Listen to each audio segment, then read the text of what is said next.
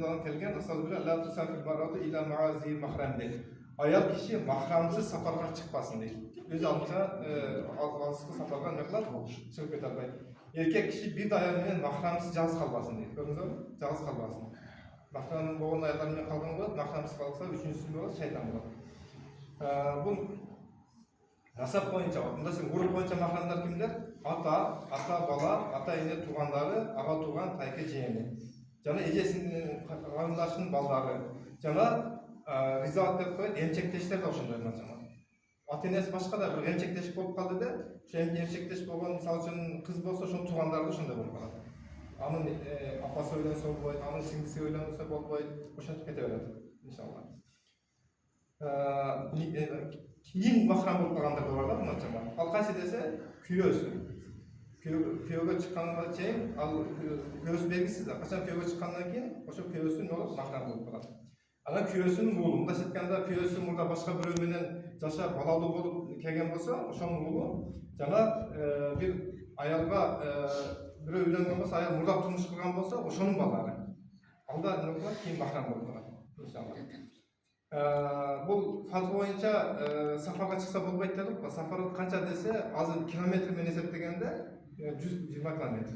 Bunday aytganda ayol kishini 100 kilometr, 120 kilometrdan alçaqqa o'zini chiqarganda bo'lmaydi. So'zsiz kuyovsi, inisi, og'asi, otasi shuni qo'shilishi kerak. Yolg'iz chiqqanda bo'lmaydi.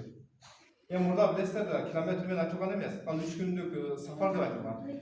3 kunlik safar deganda hozir hisoblab kelib, o'sha 120 kilometr tegraydi bo'ladi.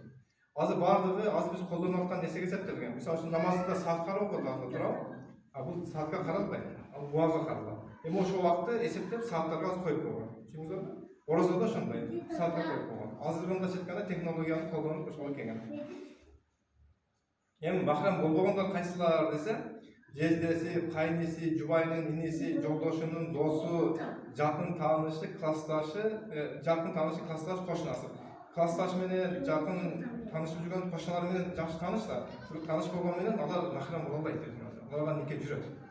Shundan Payg'ambar sollallohu alayhi vasallam aytganda, agar ayol kishi qaynisi bilan bir uyda qolsa bo'ladi desa, qaynisi bilan bir uyda qolish bu o'lim degan ma'no. Tushundingizmi? O'lim. Inshaalloh. Shularni ummatni jamoat bilib olishimiz kerak. Kimga biz mahram bo'lib, kim bizga mahram emas, ana ayol kishilar qancha kilometrga safarga, qancha kilometrdan keyin safarga o'z yozish olmaydi, so'zsiz birga qo'shib chiqish kerak. Inshaalloh. Shularni aytgan. Amin. Va axir davona. Hayat qolsin.